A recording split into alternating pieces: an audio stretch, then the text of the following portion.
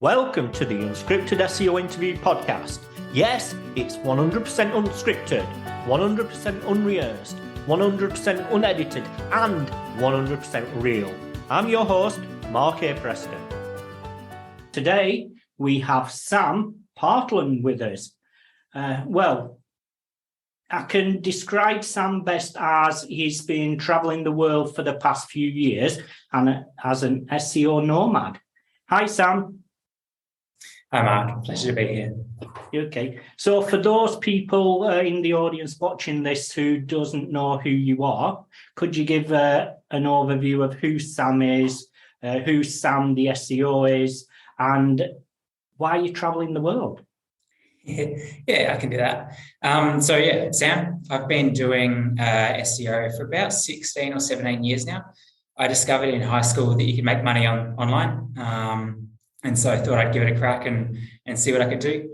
Quickly fell into SEO after realizing I didn't have to pay for traffic. And back in those days, it was a bit shadier with what you could do, and you could rank websites a bit faster. So I got dug into SEO pretty quickly doing that. I'm from Adelaide in Australia. I left Adelaide in about 2012, 2013, moved to Sydney, moved to Melbourne for another job, moved back to Sydney, moved back to Melbourne, and then I moved to Chiang Mai in Thailand for a few months and really kicked off my nomad journey. I used to work for myself back in Adelaide. For a couple of years I lasted, and then I was really bad with finances and that kind of fell through, and thus I needed to pick up an SEO job in Sydney. But then for the next few years, I really wanted to get back working for myself, and I saw an opportunity pop up while I was down in Melbourne. The job, an amazing job. I just wasn't loving working for kind of someone else as much anymore. And so I took the leap again and jumped back into working for myself and moved somewhere where there were other people around, I guess, that also did SEO, but also that it was a lot cheaper to live. And so I didn't need to make as much money to be able to live a good life. So the SEO nomad life, do you think it's for people who are freelance, who are doing their own thing? So that's what I used to think. I used to definitely think that, I still think that contractors and freelancers are always suited to the nomad work because you're not stuck to a set amount of hours. What you'll quickly realize when being a nomad is you got to catch a flight sometimes. And those flights, you want to get the cheap flights. Everyone wants to get the cheap flights. And those flights are going to be at 6 a.m. and then through the day. It's going to be rare that you're going to find a nice, cheap overnight flight because everyone wants to catch those ones. But what I've since realized, though, being in South America, is there's a lot of, particularly Americans, but a lot of people here with a normal job now, post-COVID. There's people here that their workplaces think they're back in their home country or their home state, and they're down here living life at a third or a quarter of the price of what they would be back home. And they're doing the 9 to 5. And so the 9 to 5 in America, in the US from here would be, I think it's about a 10 to 6 hour job. But then I've met Europeans that are working their 9 to 5 out here that are working super late hours, where they're getting up at, say, 2 a.m. or 3 a.m. to be able to match the time zone. And so before COVID, it used to be a lot more freelancers, a lot more contractors that I was meeting. But now it seems to be a bit more standard to have a 9 to 5 and be able to work from wherever you want. So because you're talking to these other SEO people on a regular basis, do you think the fact that COVID has highlighted the remote working opportunities and the companies and agencies are more open to, well, as long as you do your work, I don't care where you work from? I think this is moving that way. Agency work still is a lot more, from what I've understood, a lot more they want to kind of see you face to face somewhat. But it is definitely feels like it's moving the way where as long as you're getting your work done, you can kind of do it wherever you want to be. I mean, I haven't worked for agency side for 7 or 8 years now, so it's been a little while. But I mean, after speaking with people working agency side, it does feel like they're getting a lot more freedom with when and where they can work. And particularly, it seems like a lot more agencies, particularly in the UK, moving towards the whole 4-day work week, giving people a lot more freedom in that regard. Yeah, I noticed the 4-day work week has been highlighted once or twice by some companies and agencies. But so for someone that's thinking about the nomad life and they do have a full-time job, what do they have to think about regarding work visas when they travel in the world? So digital nomading is still a shady area, and it will be a shady area for a number of years still. There's a few countries that are opening up. So basically, I come in as a tourist. As far as the majority of the countries that I go to are aware, I am a tourist. I pay taxes in Australia. I'm not working for Argentinian business. I'm not working for the businesses in the country I am. So I'm not taking work away from someone. So in terms of the shady, it's like, yes, I'm doing work, but I'm not doing anything that's going to impact the local businesses and taking work away. To officially set up, that's the concern that a lot of countries have. That someone like me comes in and then I'm going to take away work from local businesses here. So with regards to work visas, the majority of people will be doing it on that grey area where it's not illegal, but it's not a signed contract or something. There's no official way of being allowed to work. But then, yeah, there's countries coming in now with nomad visas. So you could go to a place like Brazil and get one of these new nomad visas that are coming through, and then you pay a % of your income to the Brazilian government, like tax. And then you could become, that's where you basically pay your money, pay your tax. So basically, you tax twice, one from your own country and one from the country you're in. That's how it will work initially. Yeah, unfortunately. And for the US, I think it is, no matter where you are, you'll always pay your US tax as well. So yeah. Great. Now, I've noticed you sharing a few things regarding programmatic, is it? SEO. Yeah. What is it? So the easiest way to describe programmatic SEO is that you take data and you create web pages. That's in a simplest form. But it's any web portal, any directory, any classified website is doing programmatic SEO. They have a set of data, being their listings. Let's go with real estate. They have real estate listings. Now, taking those real estate listings and creating an SEO optimized search experience, that's what programmatic SEO is. You're not saying, I want page by page by page like you do in WordPress. You're saying you want a page for every property type, being apartments, but then you want a page for every location, and you want a combo page for every property type and location. And then the system will automatically essentially create these pages, even though they're technically not being created. So it's taking the data and it's spinning up a page where as soon as Google finds a link, a page is essentially there as far as Google knows. Yeah. So basically you are structuring the main template pages. Then the data populates the individual pages.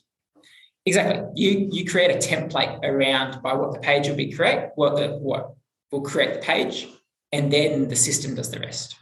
Right. So how is that different to normal SEO? How the whole emphasis on programmatic SEO, isn't it just what SEO should do anyway? Yes, essentially. So the main difference I see between normal SEO and programmatic SEO is the thought process. You're not optimizing page by page. You can't go in and tell a developer or ask a developer that you need this real estate in Melbourne with properties under $500,000 page to have this title and the rest of the system to have this other title.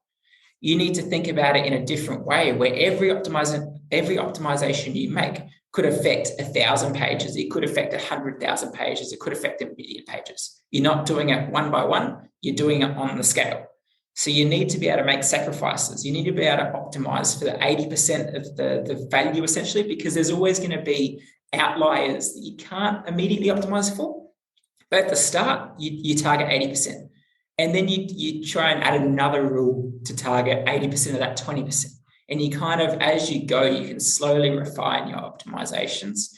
But yeah, it's just more so how you think about it and how you attack it. So is it kind of SEOing down the sales funnel? Kind of, yeah. I'm trying to think of a way to relate it to something every day. So, just a scenario. Well, I guess instead of optimizing an article, you optimize one page using variables. So instead of saying this programmatic SEO project I'm blogging about at the moment, can dogs eat bananas? You're not optimizing for can dogs eat bananas, you're optimizing for can animal eat food. And then animal and the food gets swapped out. Yeah. Yeah, so basically you're just putting the variables in. Yes, exactly. Yeah, for the page. Yeah, I've seen this in action from a project someone I know has been doing, and they're driving a ton of traffic. They really are. And it's definitely coming in. I wouldn't say coming into fashion, but there's a lot more people doing it now because there's systems that are making it easier. You got CMSs like Webflow popping up that are just making programmatic SEO a lot simpler. You've then got platforms like Next.js and more advanced React platforms that are making this easier for people to build proper SEO optimized systems and that are server side. Whereas these sorts of systems used to be client side. Google couldn't crawl them; they didn't rank as well, etc. Right. So yourself as an SEO, what do you personally specialize in? So my main specialty is with real estate portals and classified directories and similar sized businesses where they've got some sort of product and then they've got a search experience. So I can come in and optimize the search experience. I used to work for a company called Airtasker in Australia. I don't know if you've heard of them, but they've now expanded into UK, US, etc. And one of the things that I basically was hired for was to build a new landing page generation system for them. And so it's called a self-scaling landing page system where as new tasks were posted on the platform, we could categorize the tasks up, put them on an appropriate landing page, and then you'd have a targeted landing page for, say, plumbers in Melbourne, spin up. And so my specialty around these sorts of businesses was to be able to help them come up with a strategy, to be able to take their existing content, build these landing pages, and then have it hands-free. So this Airtasker system we built 4 or 5 years ago now has just constantly been creating new pages as the business has been growing, allowing them to target new keywords every single day, as long as they get enough tasks in that location posted. What happens about content then? Well, that's the system with the programmatic. So at a core level, you use the tasks as the content, or you use the listings as the content. So think about if you're looking for real estate in Sydney, you go to a page about real estate in Sydney. You're not going to see a 1,000-word article about real estate in Sydney. You're going to see 20 to 30 properties in Sydney that are for sale that then link through to that listing page. So the core of that search experience is just reusing those 20 to 30 listings on a search page. And then you can add some frequently asked questions now and a little snippet about the content and really dynamically create the text. But then you can go one step extra, which is what they're doing with Airtasker now. And they are adding that extra 500 words of unique content to the page to kind of add an extra content type. And it's kind of, you scale your system, you build it up as you go. You first get your core product, which is using that content live on your landing pages or your search page. And then you upgrade it as time goes on and see what else you can kind of add to it. It all makes sense. Now, when you are traveling the world and talking to other SEOs out there, do you ever discuss how SEO's different in each country? Whether I have it's spoken- more advanced or not as advanced. So say, for instance, like Australia and the UK, is it very different, or is it forward of the time? Is it up to date? What's the variance? So from what I've seen, it's not so much the country for it, it's the language. So English is a lot more advanced than a few of the other languages because certain people creating these bulk systems, and that can only target English because that's what they speak. It's easiest for them to push out. But there is a big, in the last few years, there's a big opportunity within non-English speaking markets. And so with regards to Spanish and Argentina, where I am now, there is an opportunity there where it's not so much not advanced, there's not as many competitors. There's not as many people doing it because you've got an English speaker in Australia. They're not just targeting Australia because it's a small market. They're going after the UK, but they're also going after the US. So the US is one of the more competitive markets, not just because of the US SEOs, but because of every other SEO around the world trying to target that US market. Whereas somewhere like Argentina, speaking Spanish, you don't have all those SEOs from the rest of the world trying to target Argentina. So it's even though the population's decent size, it's just the people targeting that specific market and language. I'm going to say, do you speak any other languages? I mean, I can say hello in Spanish and Thai and Vietnamese and order a coffee. I think that's about it. Right. So it's not essential then, but more helpful to get by working in these countries. I mean, most of the places I'll go tend to have a basic English, like the co-working, the hotels. I can get by. There is a lot of Google Translate you can use, so Google Translate is definitely a shortcut.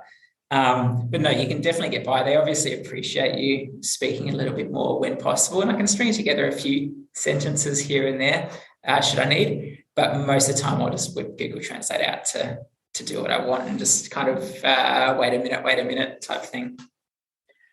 Right. So I did want to get more into the basically working your way around the world as an SEO.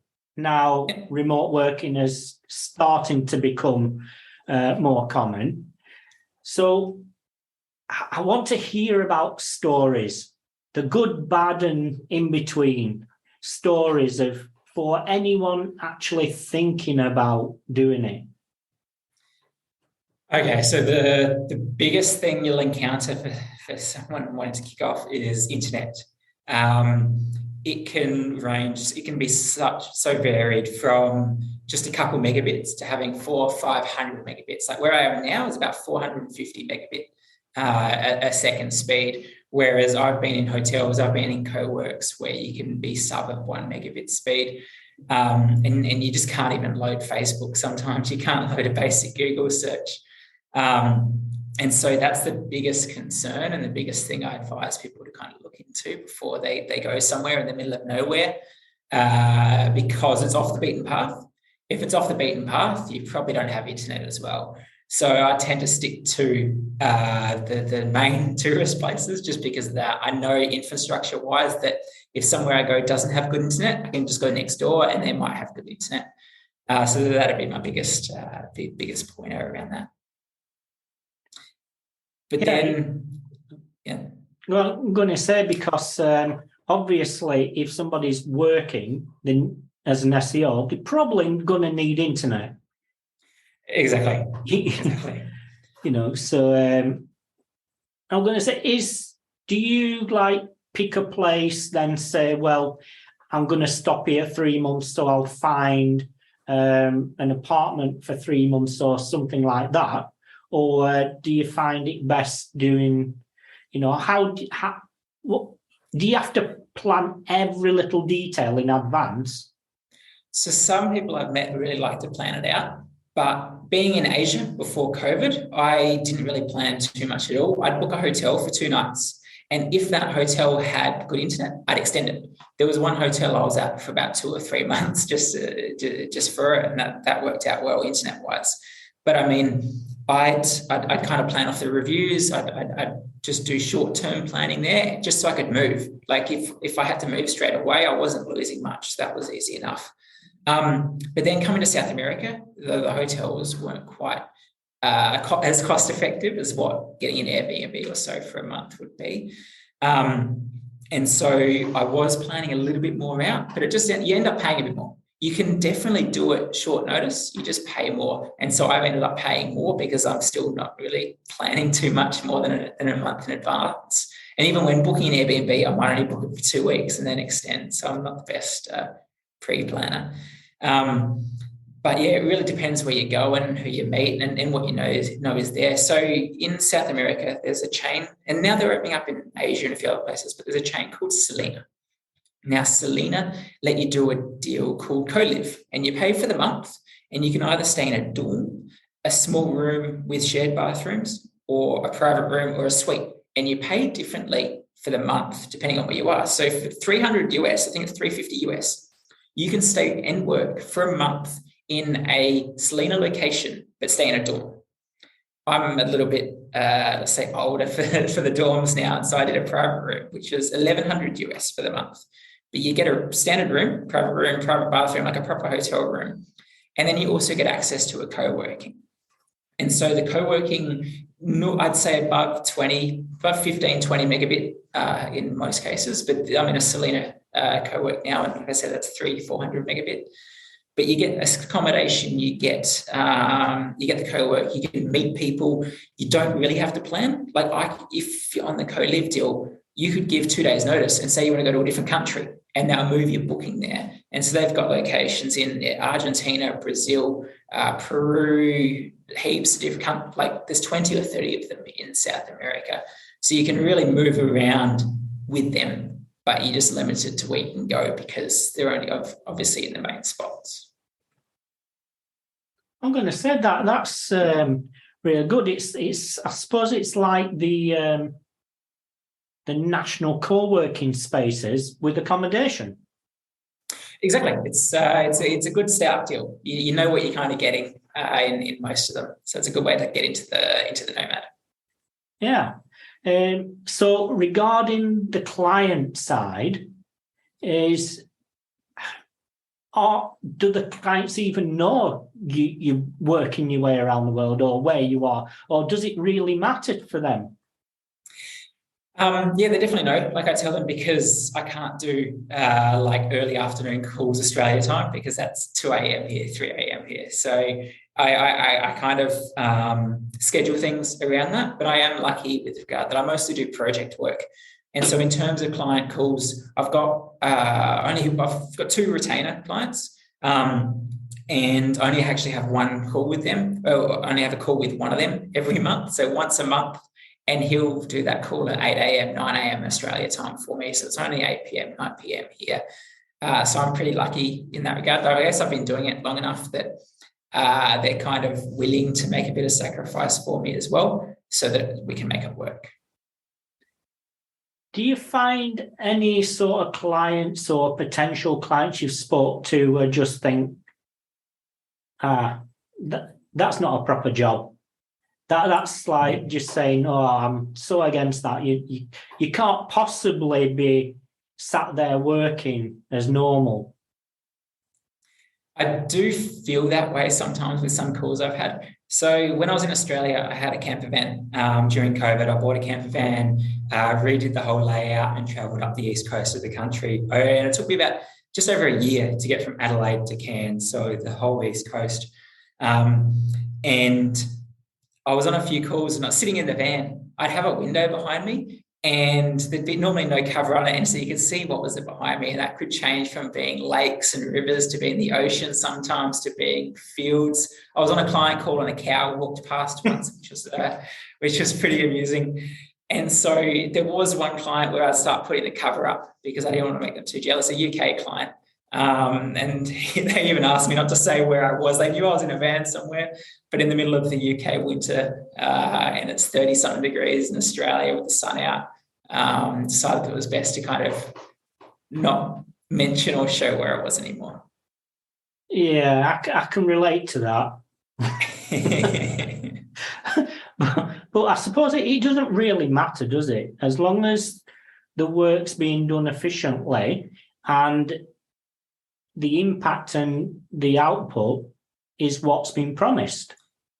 Exactly. The way I see it, it all comes down to the deliverable and making sure you're on top of it. There are people that will go off and party and all that and might not reach that.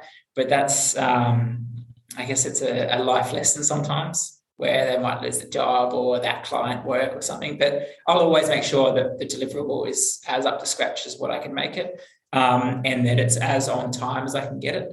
And so I like to say I always do good work. Things sometimes slip through, I guess, but I'll always deliver the best I can, no matter how sunny or how nice the lake outside looks. Great. So do you think that anyone thinking of doing this and they've got the full-time job and think, well, I want to pack the full-time job in to work my way around the world as an SEO, yeah. It's not as easy as that, is it? Just to literally make a decision, then day after. What is the steps? So basically, you sat in the office, full-time job and everything. What do you have to prepare in order to have this life of moving around from place to place, working?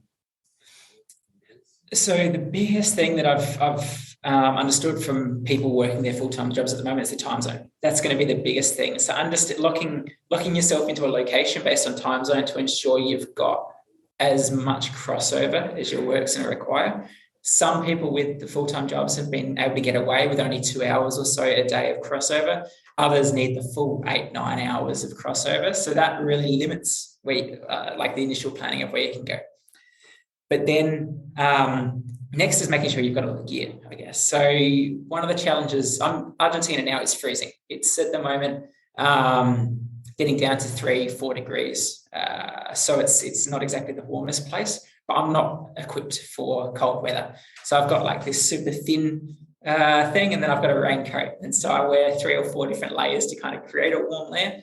So I guess just making sure that you've got the right gear to be able to go from hot to cold if you need.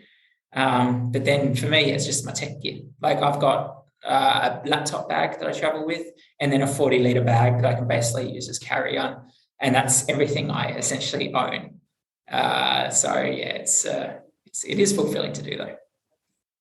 So as far as tech is concerned, like when you're in the office, you have all this, well, some people do have all the latest, tech and everything. As an SEO, as long as you got a laptop and internet, is that basically it? Pretty much. So I got my laptop stand. I've got my gaming mouse. That's a minimum requirement for me. And then it's really, that's it, the headphones. On top of that, I've obviously got other bits and bobs, but I don't even have a keyboard. I just put the laptop on my laptop stand and use it like that. Other people will have the keyboard. There's also these lightweight, they're 13 to 15 inch screens that you can get that you can attach to your current screen. There's a lot of people I see using them. I tried using a tablet as a second screen. It was just easier to use my laptop, and some things take a little bit longer, which is a bit annoying. Like data and playing in Excel and that, you can't have the two sheets side to side. But you get used to it, and it's one of the sacrifices you make. It's good. It's worth it. Right. Do you keep abreast on the news in the SEO industry while you're traveling around? Somewhat. Most of that stuff I find is a bit fluffy. There isn't too much there other than algorithm updates and that, but chatting to mates and Twitter now and some of the main news sites, I can kind of pick up what's worth knowing about versus what's just Google changing a design that really doesn't mean too much. But it's just things I've been doing for the last 10, 15 years anyway.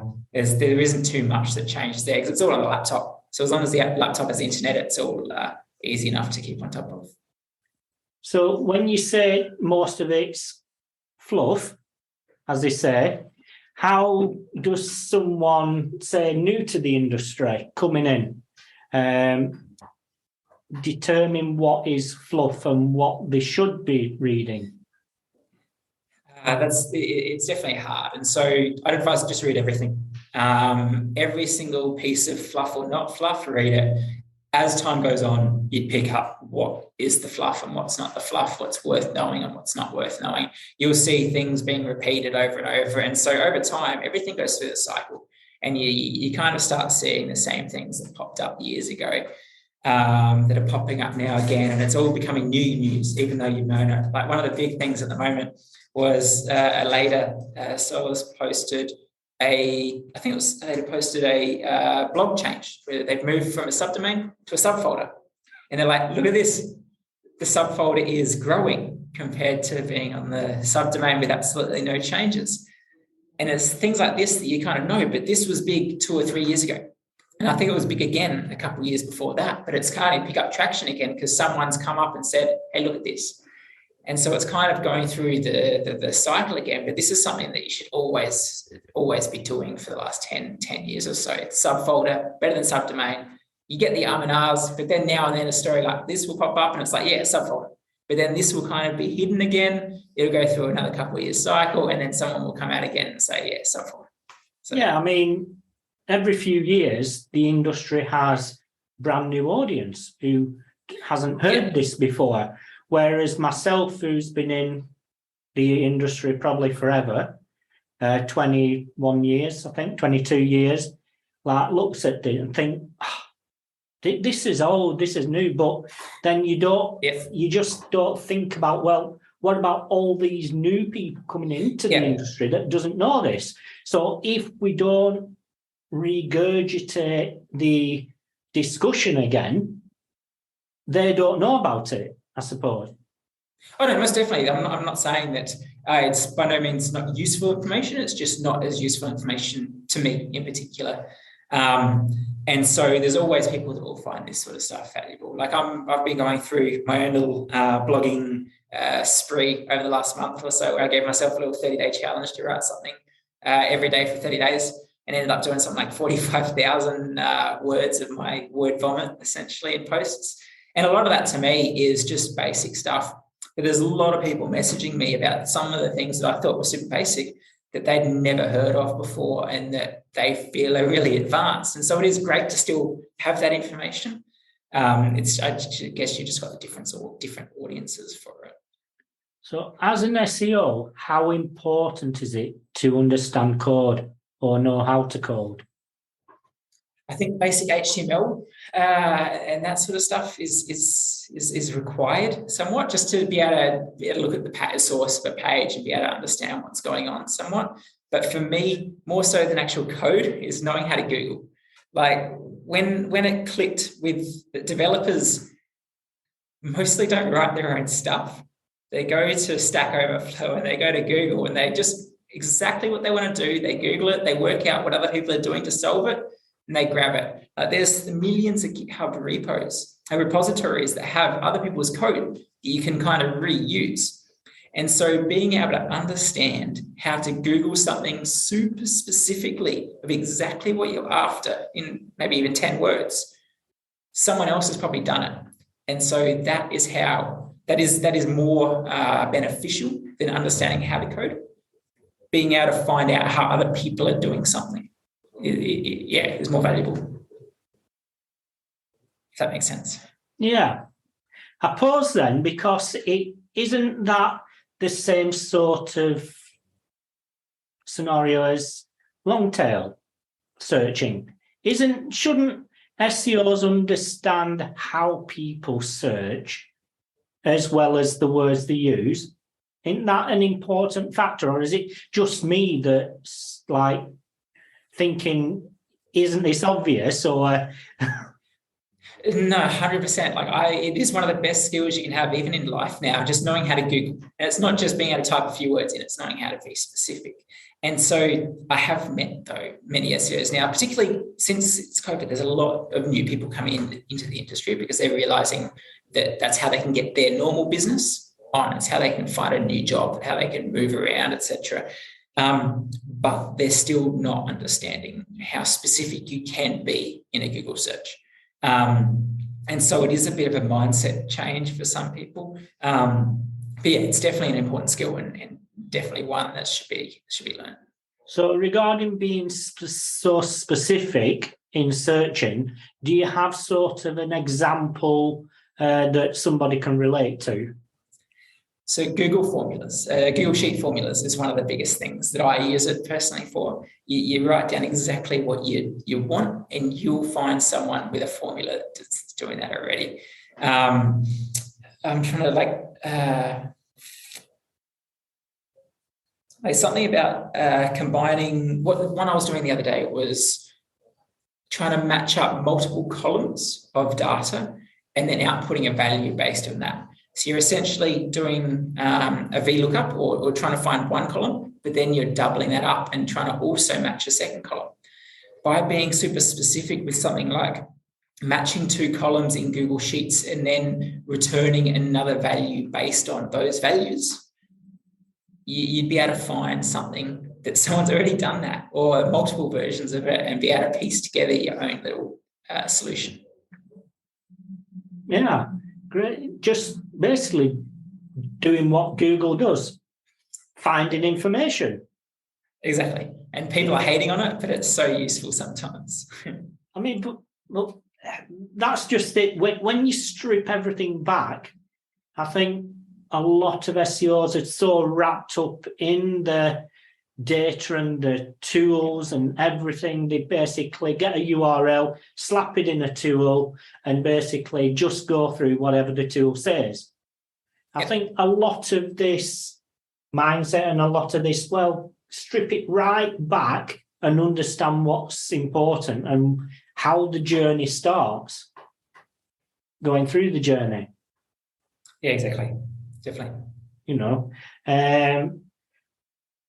So, as yourself, you said you've been in the industry for how long? 2005 is when I first did my first website, or my first one of those free web things on a subdomain. So yeah, been a little while. Right. So from then to now, how have you seen the industry change? What sort of things have changed during that time? Well, my least favorite change was being able to use Scrapebox and software that BMD, Bookmarking Demon, was my favorite one. You literally could enter a keyword and press go, and you could rank number one the next day. It was amazing. And so that's the biggest change. But I mean, that was still back in 2012, 2013 that Panda and Penguin rolled out. That hurt me bad. That hurt my first real business. I'd like to say I went from hero to zero pretty quick with that one. But that was the main change. And since then, there's all been the little tweaks, but they certainly got so much smaller as time goes on. The core of it has been content. It's been content since 2013, good content. You can game it. There's always little bits of things you can game, like Kyle with the lorem ipsum issue, if you saw that, where he was able to rank, I think, number one for a pretty competitive type thing with lorem ipsum content. So there's still ways to kind of trick Google, as there always will be, as it changes and makes one thing more valuable, something else gets tweaked, which then might create a hole. The same hole that was available 10 years ago might come up again. But it still just comes down to having that good content. And then on top of that, though, the next biggest thing is just more people doing it. There's more people in the SEO mindset. It's not just a mum and dad blogger anymore that you're competing against. It could be an SEO on the other side of the world trying to rank in a market that they've never set foot in, that you're competing with now. Affiliate marketing. Exactly. The joys of it. Yeah. There's quite a few SEOs have affiliate marketing as a side gig. Yeah. But you mentioned a couple of times gaming the market. Yeah. Now, instead of thinking gaming the market, shouldn't you just do things right to start with, instead of trying to think, well, how can I make Google think this? Instead of, well, what can I do to get Google to know we're thinking this? So the way I see SEO and gamification is a bit like you want to push the boundaries sometimes. You need to be able to test things out. You want to find the limit of what you can safely do before it becomes unsafe, so that you can do your best work essentially within safe bounds. And so there are a couple of ways I kind of approach it. Firstly, client work, I never do dodgy stuff. It's always above board. You get a bit of a free pass with client work and programmatic builds on the back of an existing business because they've got a valuable business. They've got their own content. It's just about restructuring and reorganizing that content to get the value. You don't really need to gain much to get easy wins. But side projects where you're going up against people that are already gaming the system, you sometimes want to push the boundaries to be able to test what you can safely do. So whilst, yes, you try and keep it above board, you also, the way I see it is you also want to kind of push it to the limits a bit and see what you can get away with on potentially money sites, but mostly for me to be your non-money sites that you kind of play around with to know what you can do with your money sites. Yeah, I mean, over the years, I've probably tested everything, or at least most things, but it's been on my own sites or a site I've just built to test things. So that way, there's no real impact. Definitely. To see what works, what doesn't. When you've been traveling around, obviously you've met other SEOs.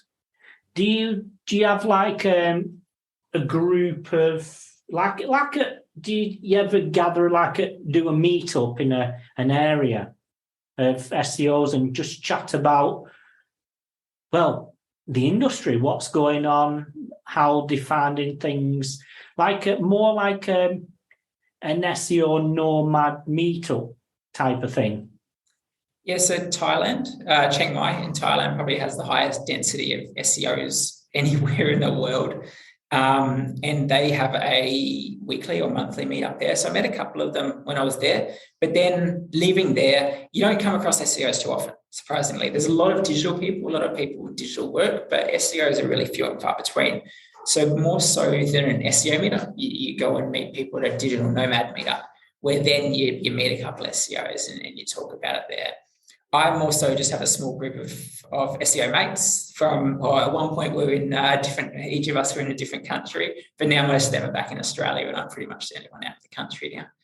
And then that's where I kind of chit chat my SEO and get that SEO nerd fix, I guess. And then various Slack groups would be the other point. It's not every day that you kind of chit-chatting to an SEO in one of these sort of co-working, because everyone's different. There's content writers sometimes, but then there's a lot of developers that are around the place. But then you have people with other jobs like product marketers and product managers, and just completely somewhat unrelated to SEO, but still digital work. Yeah. So are there any big SEO Nomad online groups that people could join if they're thinking of doing it, or they are out there? Yeah, so the big SEO Slack group, or the Reddit /big SEO is one of the ones I'm in. I think it's got about 8,000 people that have joined, of which probably a couple of hundred are properly active in it. So that'd be worth jumping in. If you go on Reddit for big SEO, you'll be able to find the join link, and then you'll be able to get accepted into that at some point. And then there's a couple other groups that are starting to pop up now, but that's kind of the main one where you can get a variety of SEO people in there, from super beginners, the people that have never touched SEO, to people like myself answering questions, and a few other experienced SEOs jumping in when needed. All right. So if you was to start this travel journey again, would there be anything you'd do different, knowing what you know now? Yeah, so I mean, the biggest thing for me is when I quit my job in Melbourne to go overseas, I had no side hustle essentially going. I'd had little things kind of kicked off over the years, but because I was working full-time for 4.5, 5 years, I just really hadn't put a proper effort into the side work. I guess knowing what I know now, then I would have put a bit more effort in the month or 2 months of the lead up to be able to go overseas with something kind of going. I didn't really start anything until I got back overseas. And so I would have warmed something up, got some projects going, had some, got some domains and sites warmed up with just a few pieces of content that I could sit there for a year or 2 years. I'm only finally doing that now in the last year or so, where I've started to get a heap of different websites going that I can kind of sit there. If something happens, cool. If nothing happens, they can just kind of sit there. They cost you $10 a year in the domain. So yeah. Yeah. So as far as sustaining a life, obviously there is survival and there's actually making it worthwhile doing it. Yep. Anyone thinking of basically just working the way around, what would you say is the minimum sort of monthly, so you can never guarantee, but guaranteed income you should think about before you start the journey? Well, I mean, the monthly minimum would also depend on what savings you'd be willing to burn. So, I mean, for me, I had a chunk of savings that I was willing to kind of go through, and that got me kicked off. Whereas others might not have it, and then, you might want the monthly. But in terms of monthly costs that you'd want to be able to cover, especially in Thailand, you'll find a lot of YouTube videos about living on $500 a month. By all means, you'd be scraping past, and I wouldn't be recommending that. But in terms of US dollars, I'd say $1,500 to $2,000 a month would let you live a solid life in majority of non-Australia, UK, US, etc. type countries, like particularly South America. $2,000 US would do you really well. And same with Asia. You can probably drop $500 and do $1,500 and still be okay out in Asia. Yeah, I asked because I have noticed on a few occasions, people say, oh, well, I've got this beautiful pad, I'm at the side of the ocean, it's gorgeous, and I pay next to nothing for it. And I think this sort of perception, that's what people have in their head, and not sort of reality when you get to a place. Well, when I was in Asia before COVID, some of the hotels were $20, $25 Australian a night, booked the night before per night type thing. And so you can find some really, really nice places for under $30 Australian.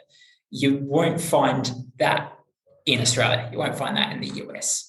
Going to some of the islands off Bali, you can get a beachside resort for $30 a night.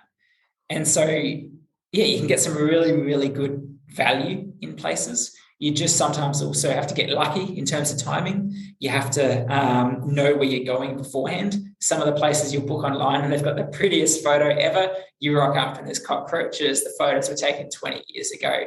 The beach might be nothing like what's shown. Instead of beachside, it's actually 3 streets back from the beach, etc. So, Yeah, we can say that about most countries. When booking a hotel. Definitely. I'm going to say. But I'm just thinking of people that want to make the step. What sort of mindset, what sort of things do they have to be okay with? What about, thinking about health care, thinking about, well, what happens if I get ill, or what happens when you live in such a life where it's more or less day to day, what other things do you have to think about regarding that? Yeah, definitely. Well, health to me wasn't a big concern because where I am normally the healthcare isn't too expensive. Like in Chiang Mai, they have a big water festival where you basically just get water guns and thousands of people are throwing buckets of filthy moat water on top of each other. And one of the big things that everyone gets is ear infections because of dirty water. And so I got an ear infection. Going to see a doctor, getting some antibiotics, the whole thing cost me about $30 Australian after seeing them twice. So that wasn't a massive thing. But then you can also get Nomad insurance with a mob called Safety Wing. And that's about 30 or 40 Australian a month. And that will cover a lot of stuff. And so being in Asia during COVID, they actually covered an evacuation flight to Australia for me that was about $2,000.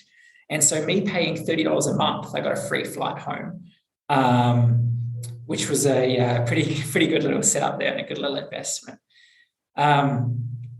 So yeah, that wasn't a big one there. But one of the big things to think about is you'll meet people that all want to party every night, that aren't working, that are out traveling for the world for 3 to 6 months. If you're working, that isn't a lifestyle that you can maintain. You will get sidetracked. You will lose focus. It's not something you can just kind of go out and do every night because it will bite you. It will come back to bite you bad. I think that's the differentiator, isn't it? Because it's that mindset. Well, you're not on holiday. You're just working somewhere different. Exactly. So it's about having structure, I suppose, in your life. Exactly. Keeping that, I wouldn't say 9 to 5, but keeping somewhat, this is when you're working.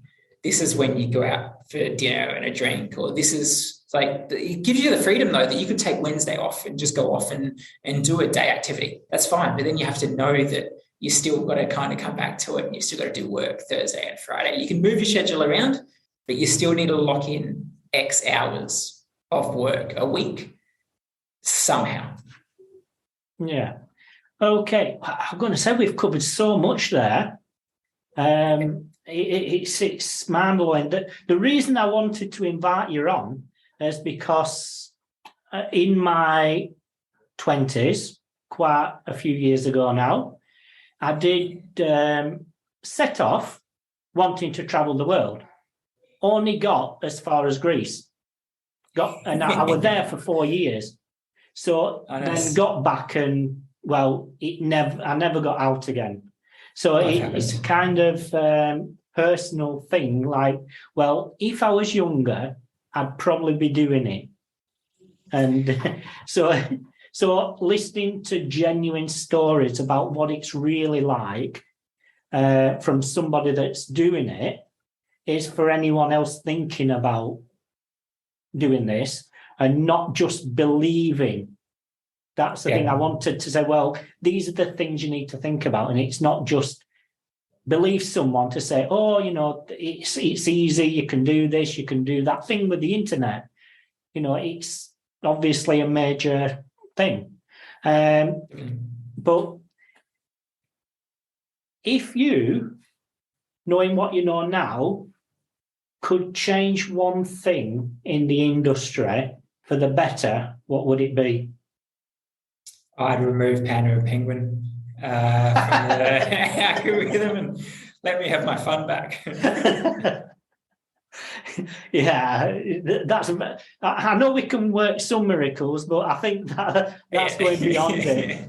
In fact, I remember the very day is I were actually sat in my car outside the supermarket because I hate shopping, and I was literally on my phone, saw the update, and I was thinking I need to get home now. And I remember it was on a Sunday afternoon or something that I need to get home now.